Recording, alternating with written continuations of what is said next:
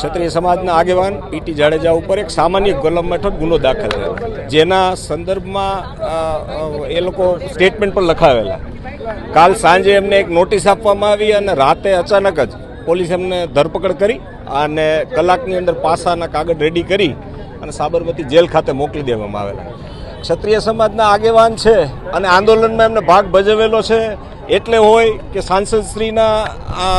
સાંસદની ચૂંટણીમાં જે કાંઈ ક્ષત્રિય સમાજની માંગો હતી એના સંદર્ભમાં જ્યારે આંદોલન ચાલતું હતું ત્યારે ક્ષત્રિય પીટી જાડેજા ખૂબ અગ્રેસર હતા અને ક્ષત્રિય સમાજના હરેક લોકો એમની સાથે જોડાયેલા હતા. ત્યારે આજે એક આ કિન્નાખોરીનો ભાગ સ્વરૂપે એમને પાસા હેઠળ ધકેલવામાં આવે. જો આવા સામાન્ય ગુનાની અંદર જો ધરપકડ થઈ જતી હોય અને પાસા થઈ જતા હોય તો હું એવું માનું છું કે રાજકોટની 50% પ્રજા છે ને અત્યારે પાસા હેઠળ હોય.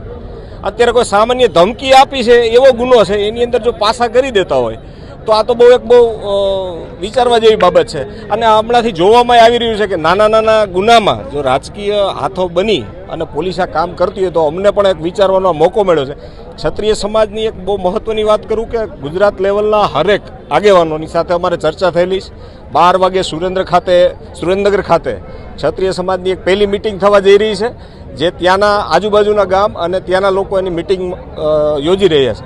અને આની અંદર ક્ષત્રિય સમાજ અને સંકલન સમિતિ ગણો કે ગુજરાતની કરણી સેના ગણો, હરેક સંસ્થાઓ પીટી જાડેજા સાથે ઊભી છે અને પીટી જાડેજાના સમર્થનમાં ક્ષત્રિય સમાજના હરેક લોકો ઊભા છે. મારું નામ અર્જુનસિંહ જાડેજા. અર્જુનસિંહ, શું કહેશો? જે પ્રમાણે પાસા એક્ટ હેઠળ કાર્યવાહી કરવામાં આવી છે, કઈ રીતે જોઈ રહ્યા છો? અમે પાસા એક્ટ હેઠળ પીટીની ગેરકાયદેસર રીતે ધરપકડ કરવામાં આવી છે અને સખ્ત શબ્દોમાં અમે વખોડી કાઢી છે.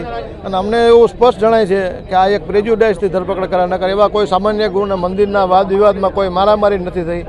એવી સામાન્ય ચર્ચામાં કોઈ ઉપર ડાયરેક્ટ પાછા લાગે એ વધારે પડતું એક દમન છે, ક્ષત્રિય સમાજને દબાવવાની એક ચાલ છે એવું અમને લાગે છે.